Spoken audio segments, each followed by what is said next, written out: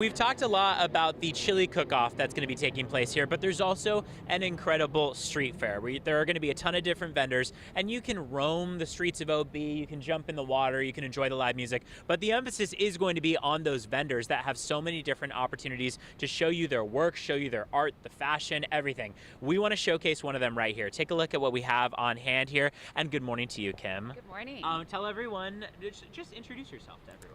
My name's Kim Monroe. This is my resin art. And you've been doing this for how long? For about a year and a half.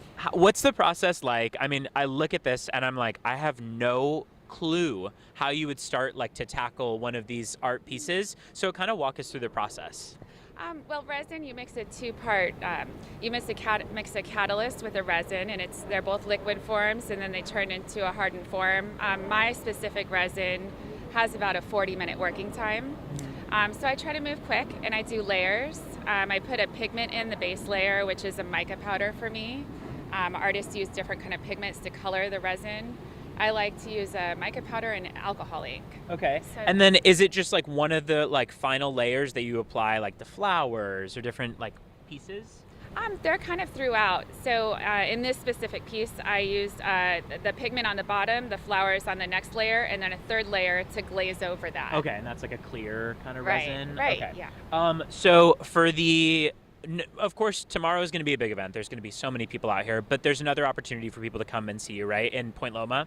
Yes, I'm at the Point Loma Farmers Market Sundays from 9 to 2. Perfect. And I mean, what's the process been like? You've been kind of able to make this is your craft now. You're an artist. What's the process been like? It's been really fun, really good for me.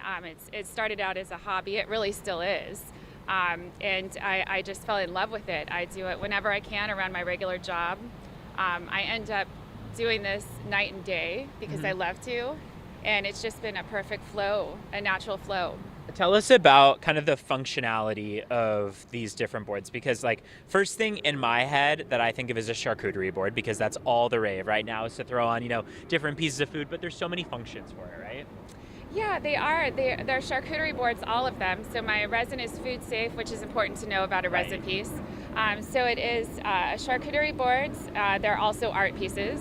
And then on the back of many of my pieces are cutting boards. So for example, this one. Oh, perfect. You can turn it over and the whole back side is a cutting board. Perfect. So you can cut on that side, flip over, and set up the charcuterie. Uh-huh. Do you know where at the street fair you're going to be set up tomorrow? I hear I'm on Artist Alley. Oh, so I think perfect. that's Yes. Cable Street, I believe. Okay, perfect. Yeah. And then if people want to get in contact with you, say they can't come out tomorrow, but they still want to maybe grab one of these pieces, how do they get in touch? I have an Instagram and a Facebook, and it's under Kimbobi Resin Art, which is here. I love it.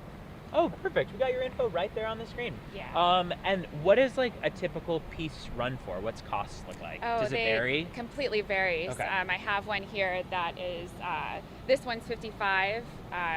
Another one here is 150.